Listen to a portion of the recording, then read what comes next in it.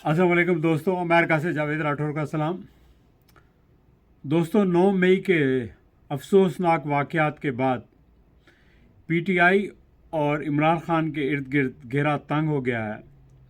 बल्कि पीटीआई में तोड़ फोड़ का अमल इस तेज़ी से जारी है कि जिसका शायद तसव्वुर किसी ने भी ना किया था। लेकिन ये तोड़ फोड़, इसका नतीजा क्या निकलेगा, और ये जो वाक़यात हुए हैं बिलाशुबा काबिल मज़म्मत, काबिल अफसोस है, नहीं होने चाहिए थे।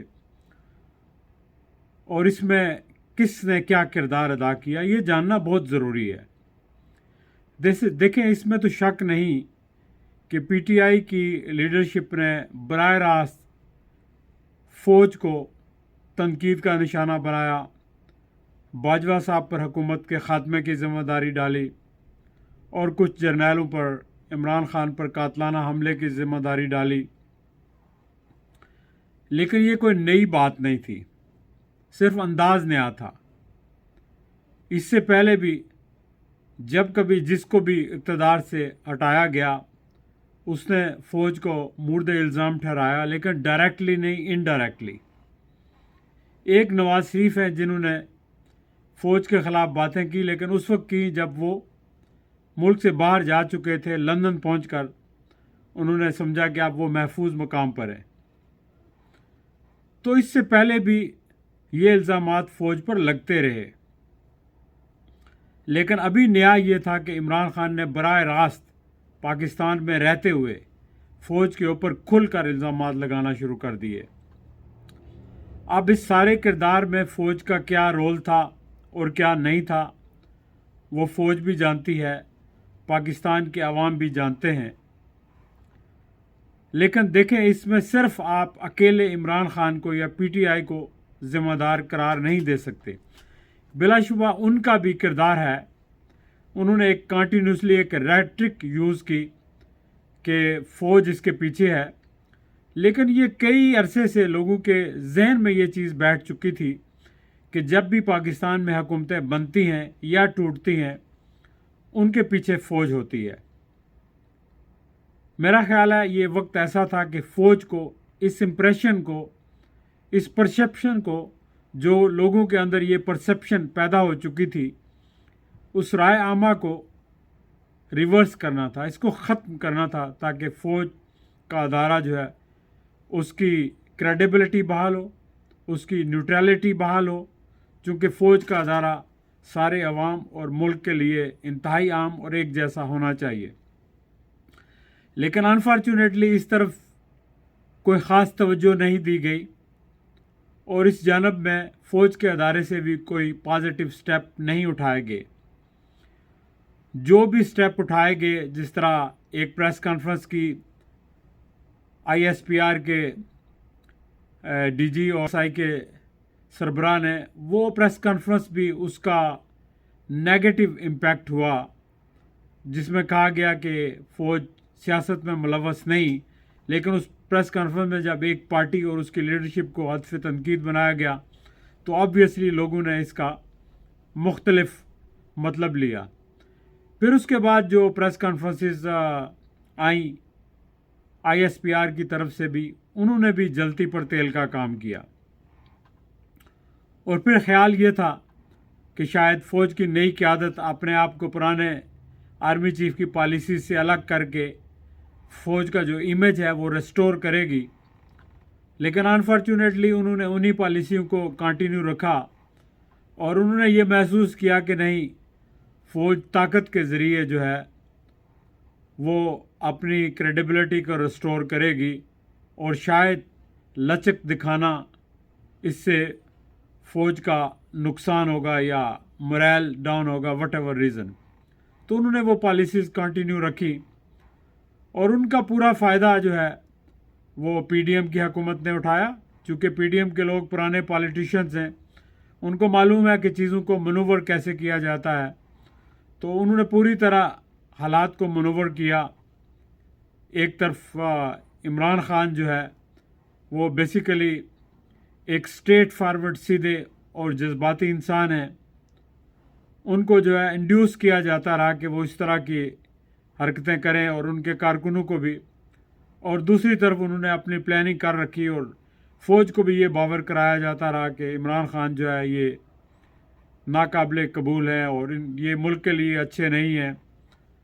और हालात इस नहज पे पहुँचे कि जिस तरह इमरान खान को अरेस्ट किया गया, बिलाशुबा वो एक ऐसा इकदाम था जिसका मकसद यही था कि पीटीआई के कारकुनों को जोश दिलाकर उनको गलत रास्ते पर ले जाना है। और उसमें जिन लोगों ने प्लानिंग की वो कामयाब हो गए, पीडीएम के लोग, और उसके बाद उन्होंने फ़ौज और अवाम को या पीटीआई को आमने सामने ला खड़ा किया।